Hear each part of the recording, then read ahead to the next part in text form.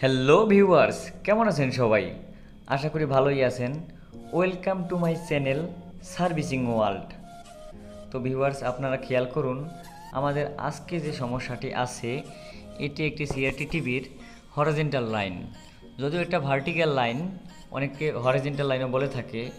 এই প্রবলেমের কারণে আমাদের টিভিটি দেখুন মাঝখান দিয়ে উপর থেকে নিচে একটি আড়াআড়ি, মানে উপর থেকে নিচে একটি লম্বালম্বি দাগ পড়ছে।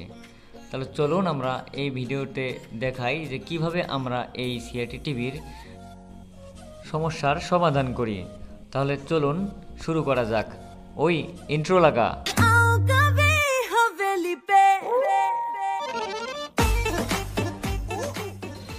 আপনারা আমাদের সিআরটি টিভির যে সার্কিট আছে, একটি ব্যাক সাইডে আপনারা যাবেন। দেখুন আমাদের যে হরিজন্টাল সেকশন আছে, এখানে দেখুন হরিজন্টাল সেকশনটা ভালোভাবে। এখানে আমাদের অনেক পার্টস আছে, যেমন আমাদের ফ্লাইব্যাক আছে, আমাদের আউটপুট ট্রানজিস্টর আছে, তারপরে আমাদের এখানে রেজিস্টর আছে।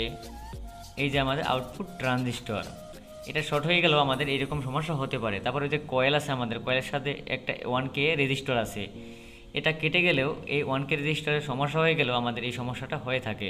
তার পরবর্তীতে দেখুন আমাদের যে ইয়োক কয়েলে যে চারটি তার প্রবেশ করে, ওখানে আমাদের একটি রেজিস্টর আছে। এই রেজিস্টরের সমস্যা হয়ে গেলেও এই সমস্যা হয়ে থাকে।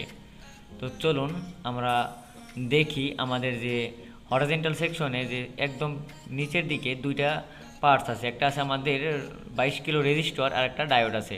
তো আমাদের যে 22 কিলো রেজিস্টরটি আছে, এটা সম্ভবত দেখুন পুড়ে গেছে। তাহলে এই পার্টসটার কারণে হয়তো এই সমস্যাটা হয়ে থাকে।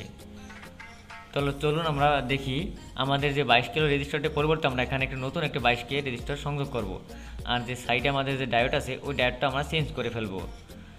আসলে ফ্লাইব্যাকের যে আশেপাশে যে আমাদের যে পার্টস আছে, ধরুন capacitor, output transistor, resistor, coil, মাইলের ক্যাপাসিটর, যে দেখুন খয়েরি কালার যে মাইলের ক্যাপাসিটর আছে, এর পরবর্তীতে যে ডায়োড আর এই যে ওই যে 22 কিলো রেজিস্টর, এই সমস্যার কারণে আমাদের এই সমস্যাটি হয়ে থাকে।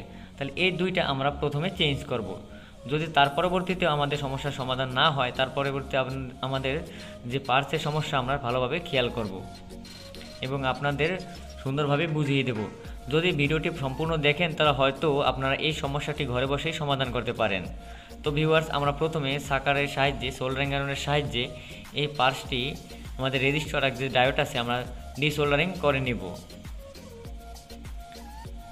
খেয়াল করবেন আমাদের ডিসোল্ডারিং করার সময় যেন আমাদের যে প্রিন্ট আছে, প্রিন্ট যেন উঠে না যায়। তো তাই সুন্দরভাবে ডিসোল্ডারিং করতে হবে। দেখুন আমাদের রেজিস্টরটি পুড়ে গেছে। এটা একটা 22 কিলো রেজিস্টর আর একটা ডায়োড আছে সাইডে, এটা আমরা উঠিয়ে নিলাম।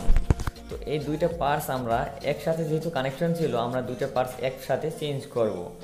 এখানে আমাদের একটা 22K রেজিস্টর নিলাম, তার কালার হচ্ছে আমাদের লাল লাল কমলা, তার পরবর্তীতে সোনালি।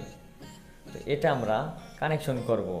আর তার পরবর্তীতে আমরা একটি দেখুন ডায়োড আছে, আগে রেজিস্টরটা আমরা কানেকশন করি। তারপর একটা ডায়োড আছে IN 4007, তাহলে এই ডায়োডটা আমরা চেঞ্জ করে নেব।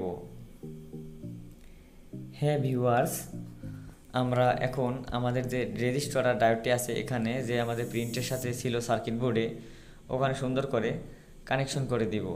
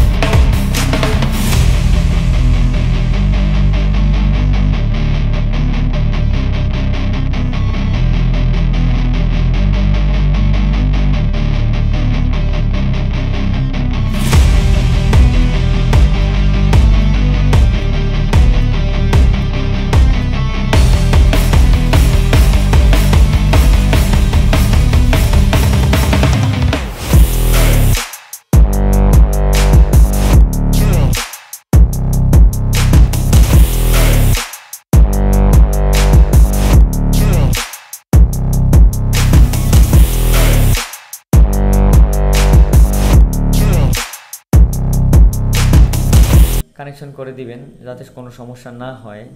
ভিউয়ার্স, আপনারা খেয়াল করুন আমাদের সমস্যাটি কিন্তু সমাধান হলো না। তো ভিডিওটা আপনারা সম্পূর্ণ দেখবেন, আশা করি আপনারা সাকসেস হবেন। তো এখন দেখি আমরা এর পরবর্তীতে আমরা কি পার্টস পরিবর্তন করলে আমাদের টিভিটি সম্পূর্ণ সার্ভিসিং করা হয়। তাহলে দেখুন আমরা তার পরবর্তীতে এখন আবার টিভির ব্যাক সাইডে ফিরে আসি। হ্যাঁ ভিউয়ার্স, দেখুন সাইডে একটা মাইলার ক্যাপাসিটর আছে যেটা আপনারা পিএফ বলে পরিচিত। তো এই পিএফটি এক পা অবশ্যই লুজ কন্টাক্ট অথবা কানেকশন ছাড়া আছে, বিচ্ছিন্ন করা আছে। এই কারণেও হয়তো এই সমস্যাটির সমাধান হয়নি এতক্ষণ। এখন আমরা পিএফটি সুন্দর করে উঠিয়ে নেব। তার পরবর্তীতে যেহেতু পিএফটির পা একদম ছোট, তাই আমরা ব্যাক সাইড দিয়ে সুন্দর করে ঝালাই করে নেব, তাতেও কোনো সমস্যা নেই। তাহলে দেখুন ঝালাই করার পরবর্তীতে আমাদের যে সিআরটি টিভিটি একদম সুন্দর ফুল স্ক্রিন ছবি এসেছে। যদি আমাদের ভিডিওতে কোনো বুঝতে সমস্যা হয় তাহলে অবশ্যই কমেন্টস করবেন। যদি ভিডিও ভালো লেগে থাকে তাহলে অবশ্যই বন্ধুদের সাথে শেয়ার করবেন। আর যদি আপনি আমাদের চ্যানেলে নতুন হয়ে থাকেন তাহলে অবশ্যই এখনই চ্যানেলটি সাবস্ক্রাইব করবেন। আর যারা অলরেডি করে রেখেছেন তাদের জানাই অসংখ্য ধন্যবাদ।